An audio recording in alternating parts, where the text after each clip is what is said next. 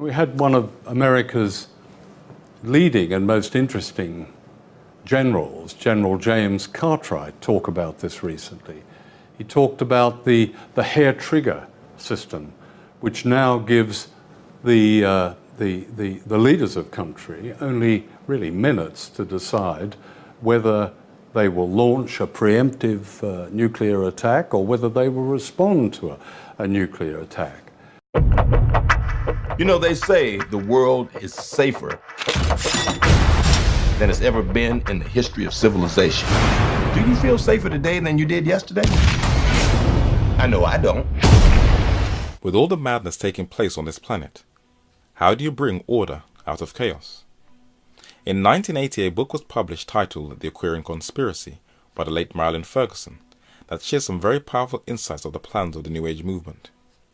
It quotes from a man who has been titled the Oracle of the Electric Age, and his prophetic forecast is being manifested over 50 years he made the statement.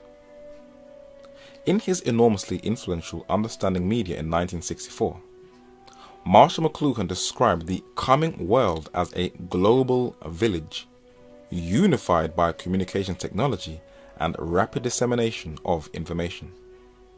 This electrified world with its instant linkage would bear no resemblance to the preceding thousands of years of history. While many may be shocked how quickly most of the planet has been absorbed into the digital world, this has all been planned out years ago. For years, globalists have desired to unify the planet. What do you think one of the main objectives of the two world wars were for? But now we are living in a time where there is no real privacy. Everything you do leaves a digital trace, and you can be tracked by the most minuscule objects that you would mistake as an insect flying around your house. But what is the real aim and overall goal to have every single inhabitant on a digital database? There is a reason for it. And he calleth all, both small and great, rich and poor, free and bond, to receive a mark in their right hand or in their foreheads, and that no man might buy or sell save he that had the mark, or the name of the beast, or the number of his name. How will this be possible? Russian President Vladimir Putin is in charge of the world's largest single piece of real estate that spans 10 time zones and is twice as large as either the United States or China.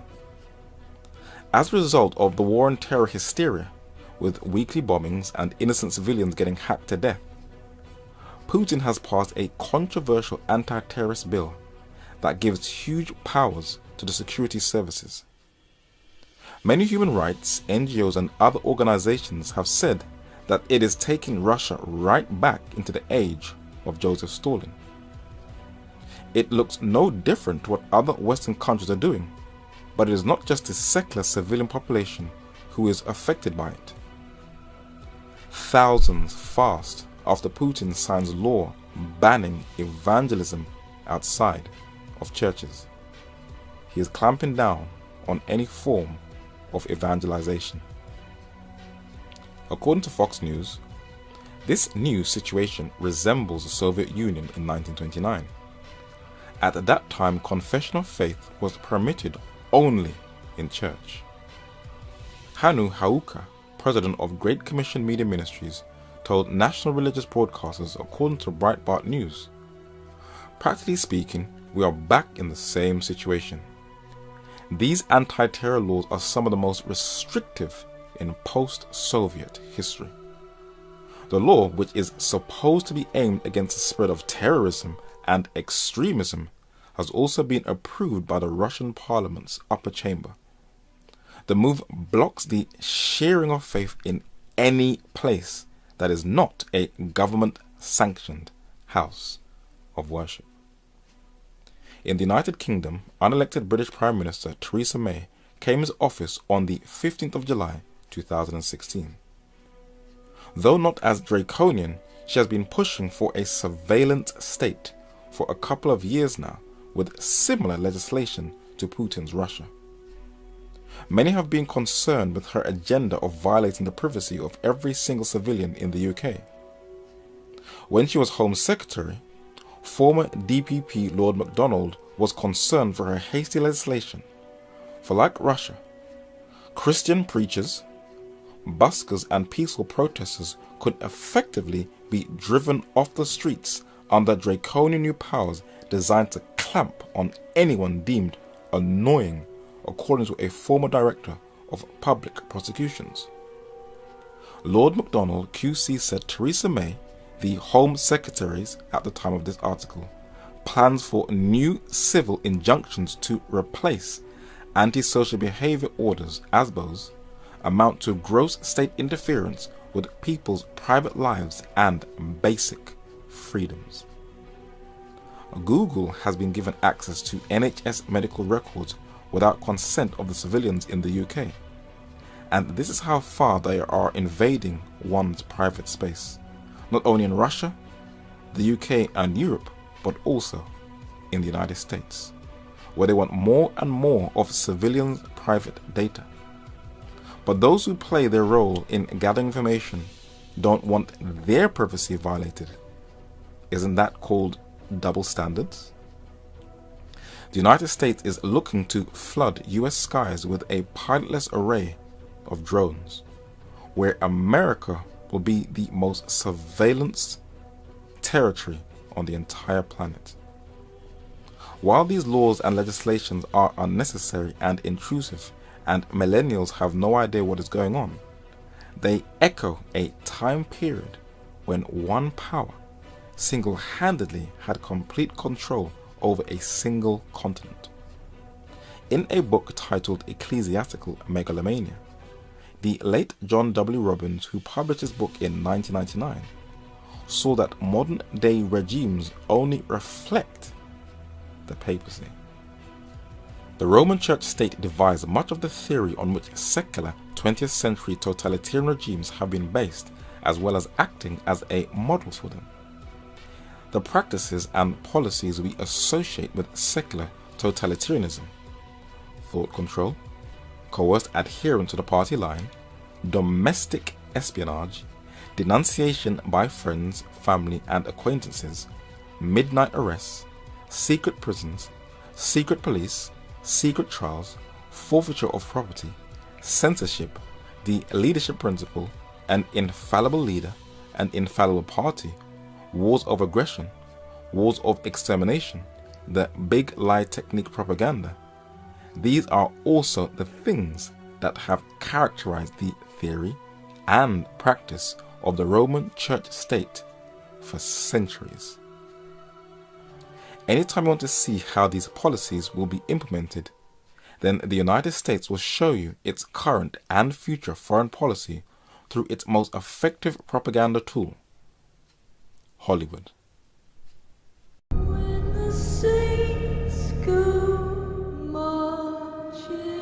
The modern battlefield is everywhere. How is this all possible?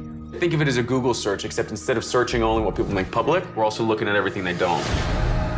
I know about your conversations.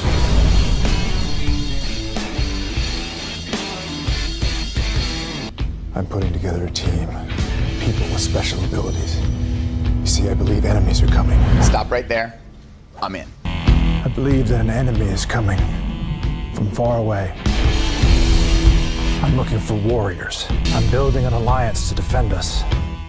North America will always structure its foreign policy that there is always an enemy. That is the only way it can continue to justify using its billion-dollar budget, an excuse to continue to partake in more and more endless wars. But a far more older power also cleverly helps to shape its political landscape. Pope Francis I is a bishop and a geopolitician who heads a religio-political system and can use both titles when it is most convenient. He recently took part in a live televised broadcast at ecumenical service gathering called Filling the Mall, together 2016 in Washington, D.C., that had to be cancelled halfway through because there were too much heat stroke casualties. God cannot bless error. But he still has a huge support network in America via Hollywood, and the biggest names like Antonio Banderas recognizes the authority of papal supremacy. When the Pope visited the USA in 2015, he was cleverly laying a groundwork for one of the biggest events on the entire planet, the US elections. The world is watching. They kind of have to. Whether you like the chosen candidates or not, decisions that are made in North America affect the entire planet, as we shall see in a while. Time magazine showed a striking similarity between the two kingdoms in these elections. It asks, what does Tim Kaine, that is Hillary Clinton's running mate, Donald Trump and Pope Francis I all have in common? All three of these men were educated by Jesuit priests. And the London Guardian documented that the Pope has already influenced the nation's choice of president. Under the previous two popes, Republicans could count on papal endorsement for their anti-abortion and anti-gay marriage stances. Francis has thrown that into reverse. It is Democrat policy preferences that he has endorsed on inequality, immigration, the death penalty, and climate change. This Pope is very clever. And those who have studied previous US elections very closely, from this survey by the Jesuit-run Georgetown University, all presidents get into the Oval Office on that winning ticket, the Catholic vote. And with that level of influence, the Vatican can always cleverly play a role in US foreign policy. No senator speaks out against the church unless they want to lose. And at present, both Republican Trump and Democrat Hillary Clinton are close on who will win their votes. And influential men in Catholic media know full well that the Catholic vote is one of the defining moments of US presidential elections. These are their own words. All right, let's first of all give folks an idea of how big the Catholic vote is. And of course, that's what you're most plugged into. Sure. 25% of all voters, that's about 33 million people, are registered as Roman Catholics or define themselves as Roman Catholics. In the 2012 election, Obama took 50% of that vote. Romney took 49%, so it's almost equally divided. Right? Yeah, well, this tends to be the swing vote in America. Where the Catholics go, the population usually follows. Because these are people that are in the culture, they're seculars, they're not all churchgoers, not all Catholics are churchgoers, but they culturally identify like that. Trump has tapped into those people. In the primaries, he overwhelmingly won majorities of Catholics in places like Massachusetts, 56%, Florida. These are bellwether states where he's taken that middle. But elections are not run on thin air. They need to be bankrolled. And if the big boys in Wall Street are fully behind you, you have the greatest opportunity of becoming the next commander-in-chief. Billionaire Donald Trump led people believing that he does not need Wall Street.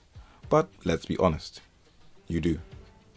And Donald Trump has come to Wall Street for an extra financial boost in his campaign, and some of the big boys have come out to support him. But Hillary Clinton has had the full share of the dollar bills as she is fully established in the military-industrial complex. CNBC shows the election finances of both Trump and Hillary, according to their source OpenSecrets.org.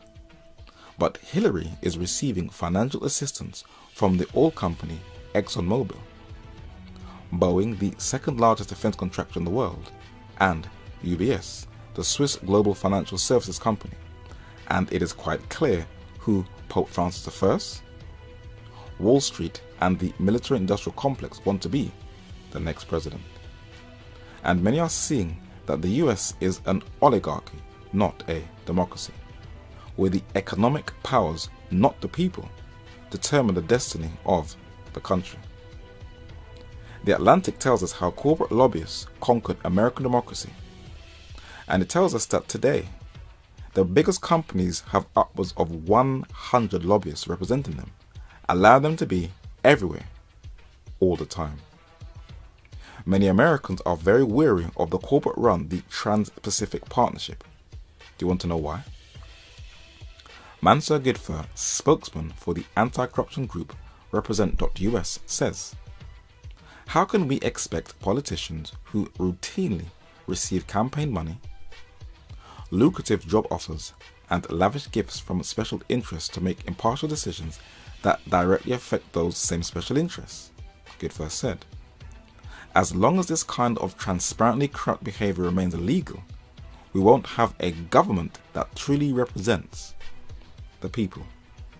And according to the Huffington Post, the Obama administration intends to bestow radical new political powers upon multinational corporations, contradicting prior promises. And guess who the two senators have gone for advice to run American foreign policy? Henry Kissinger. Which clearly shows that the US government will not in any way be changing under Clinton or Trump, but will continue to be run along the same lines.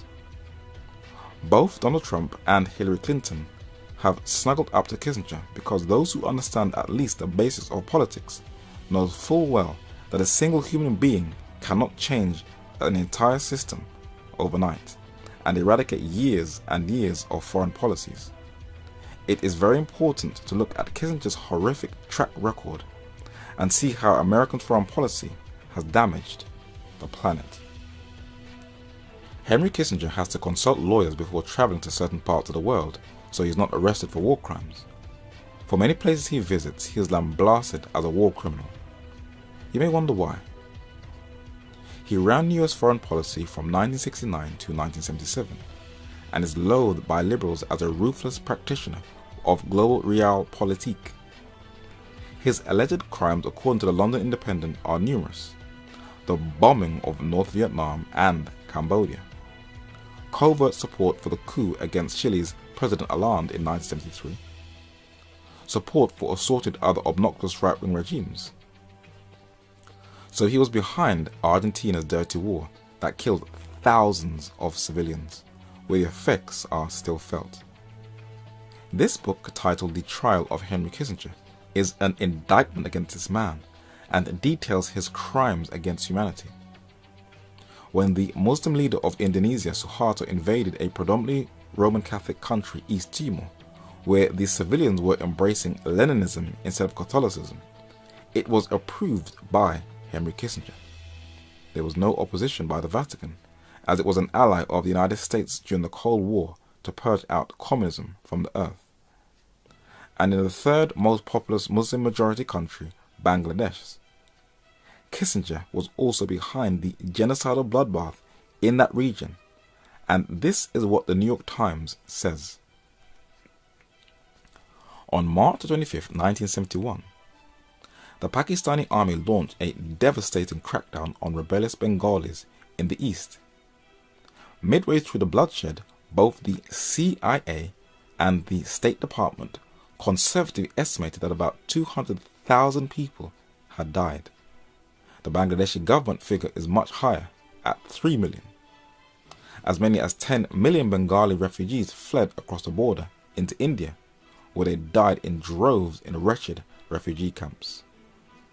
As recently declassified documents and White House tapes show, Nixon and Kissinger stood stoutly behind Pakistan's generals, supporting the murderous regime at many of the most crucial moments. This largely overlooked horror ranks among the darkest chapters in the entire Cold War. And this is the man Hillary and Trump are looking to for advice. It doesn't look pretty at all. The United Nations headquarters is in New York, in the United States. Though comprising of nations from all over the world, from this film trailer of Independence Day, another way to boost American military morale, we see the fleet of UN cars driving through the desert. And this should give us a hint of who has the greatest control in the United Nations Security Council. Many Americans are concerned why UN trucks are being trafficked around the United States, especially in Virginia. Is something about to go down, or are they just being overly paranoid? It is the United States who gives the greatest funding to the UN, according to Fox News. Each year, the United States gives approximately $8 billion in mandatory payments and voluntary contributions to the United Nations and its affiliate organizations. The biggest portion of this money, about $3 billion this year, goes to the UN's regular and peacekeeping budgets. It seems that the United States, with that budget, steers the UN, but does not keep a check on its horrific sexual abuses to both women and young children. And this is how far her influence is. That also includes NATO, who have troops stationed on the Russian border to agitate that region. But that is not the only region they are agitating. Zbigniew Brzezinski, the godfather of Al-Qaeda, like Henry Kissinger, is a European immigrant into the United States that has shaped American foreign policy. He wrote a book in 1997 titled The Grand Chessboard. And if you ever have this book in your library, you will be able to connect the dots and understand US foreign policy and not be beguiled by the news. It says, America is not only the first as well as the only true global superpower, but it is also likely to be the very last.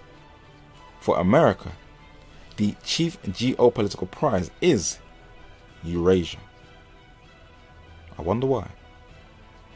In the latter half of the 20th century, leading into the 21st century, we were fed by the corporate-controlled media and Hollywood a diet of Western-manufactured anti-Serbian propaganda.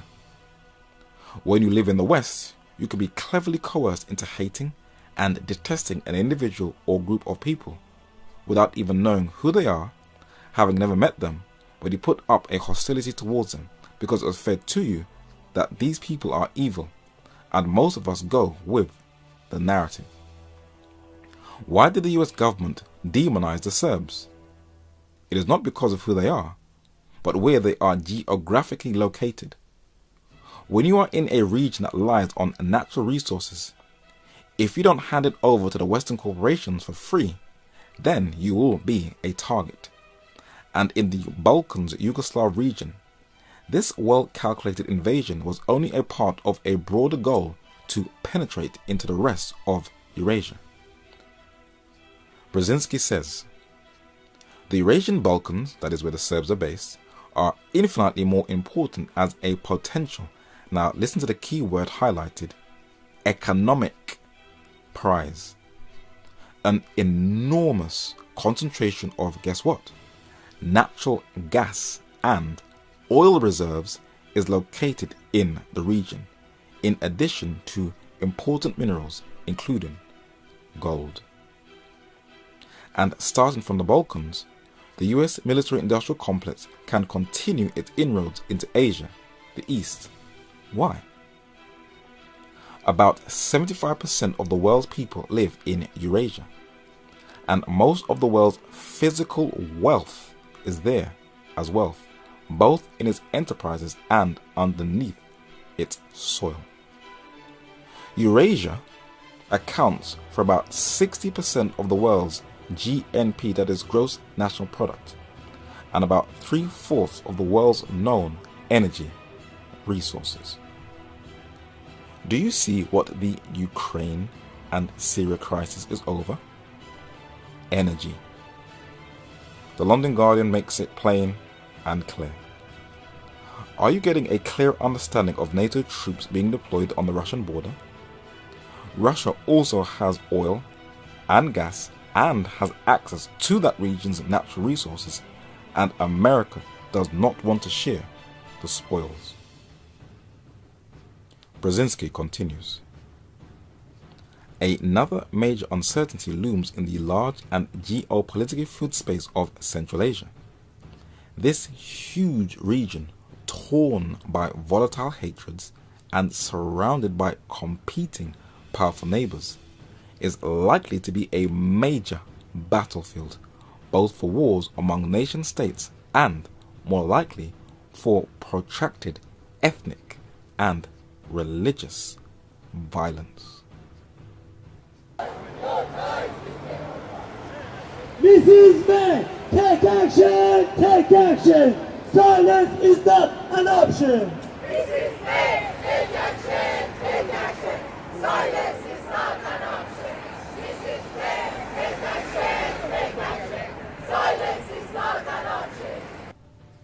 The narrator always takes an opportunity to film any political demonstrations in London, and was schooled by an Iranian woman that the religious mullahs in Iran run the country and crack down on anyone who demonstrates against the government.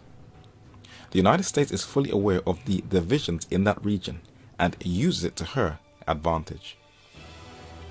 Argo was a film released in 2012. It was about the 1979 US Embassy siege by Iranian activists in Tehran in retaliation for President Jimmy Carter giving the Shah of Iran asylum in the United States during the Iranian Revolution. But history doesn't always come down to us as straightforward or truthful as we would like to think. Though Zbigniew Brzezinski said that region would be a hotbed of hostilities, he forgot to say the United States would play a role in stirring up the hornet's nest. The New York Times recorded a CIA plot in Iran in 1953 and in 1979. But recent evidence has leaked out that has shaken the Iranian people's belief in their beloved Iran. The BBC in June 2016 showed that there was a secret agreement between Jimmy Carter and Ayatollah Khomeini during the Iranian Revolution, and as the New York Post documents, as reported by the BBC, the Ayatollah Khomeini in January 1979 secretly sought Carter's assistance in overcoming opposition from Iran's military, still loyal to the Shah. Khomeini promised that if he could return to Iran from exile in France, which the United States could facilitate, he would prevent a civil war, and his regime would not be hostile to Washington. Interesting. Since the Iranian Revolution in the late 1970s, Iran has been classified as this terrorist Shiite state. Why? Well, because she has oil and has the world's second biggest gas reserves, energy. And what may shock people is, though the West has put sanctions on her over the years, she still secretly did business with her. The Iranian mullahs are wealthy, earning billions. But during the 2008 US elections, both Obama and McCain told investors to stay clear of Iran, but they had family interests in Iran. Do as I say, not as I do. ABC News tells us that Obama had about $120,000 invested in the Vanguard Wesley Income Fund. The fund owns shares of 3 oil companies doing business in Iran: Total, BP plc and Royal Dutch Shell plc. A trust for the McCain children, a fund controlled by Cindy McCain, had between $315,000 and $650,000 in 3 JP Morgan mutual funds with investments in companies doing business with Iran, according to John McCain's 2006 disclosure report, the most recent available. As Iran has officially opened doors to Western corporations, she is no longer depicted as this evil Islamic culture. Deep. It was 9/11 that drew the world into the war on terror, and a so-called bogeyman called Osama bin Laden was public enemy number 1. A film came out titled Zero Dark 30, where you see the CIA's insignia all over the trailer, which was about Osama bin Laden's alleged murder. But very few are aware that he was once a faithful Western ally. The London Independent in 1993 called him an anti-Soviet warrior and Saudi businessman who recruited Mujahideen warriors. But who trained this Saudi? According to the BBC, during the anti-Soviet jihad, bin Laden and his fighters received American and Saudi funding. Some analysts believe bin Laden himself had security training from the CIA. And from then to this day, the Central Intelligence Agency, the CIA, seems to have played a very central role in aiding and abetting Islamic terrorism, staging coups and infiltrating some of the most brutal jihadi groups who act out most of their brutality not on the West, but on Muslims, destabilizing that region, creating endless lies and breeding more angry men, women, and children. The Turkish government believes both the CIA and FBI were behind the coup in Turkey. Whether it is true or not, only time will tell. But as the West meddles more in Central Asia state affairs, it will have repercussions that is called blowback. When someone is killed in the West by an outsider, there is outcry. It is called a crime against humanity. People cry, march, protest, burn candles, hold a vigil in the streets. Governments vow vengeance, and many Christians repetitively chant, "These are the end times. Jesus is coming soon." But when hundreds and thousands more are killed in the East by the exact same foe, with far worse collateral damage, we go on about our everyday lives like nothing has happened. And no one seems to say, "Oh, these are the end times." Their lives seem insignificant to us. This is known as the double standard policy, and most are unaware that they are unconsciously controlled by the euphoria of the Western media, while many claim that they are free thinkers. These atrocities have been claimed by Islamic State, where most of their killings have taken place, guess where? In the Islamic world. But many have been asking some serious questions. Where did these black flag waving jihadis get all of their Toyota trucks from? It sure wasn't from eBay. They have been supplied from a source that is keeping itself very quiet. But these rebels have been trained by the West and also unleashed chemical weapons on civilians in Syria that was blamed on President Assad. John McCain, who has his hands tied in with the Iranian finances, has been exposed as assisting these jihadis. That is why the narrator does not take politicians seriously, for the New York Times said he is tied to ISIS. Though ISIS may have threatened Israel once, many have wondered why they have not attacked the state of Israel. The Israeli intelligence chief said, "We do not want ISIS defeated in Syria." That's weird. And the Israeli defense minister in the Washington Post said, if he had to choose between Iran and ISIS, he'd choose ISIS? That is why Iran believes ISIS is a tool manufactured by the United States to destabilize the region, as well as in Iraq, who also believe that they are a group that works alongside the CIA. Are these just conspiracies that run throughout the Islamic world, or is there some truth in them? Are these politicians in the Islamic world paranoid, or are they fully aware that these jihadis are a manufactured Frankenstein of the CIA, MI6 and Mossad?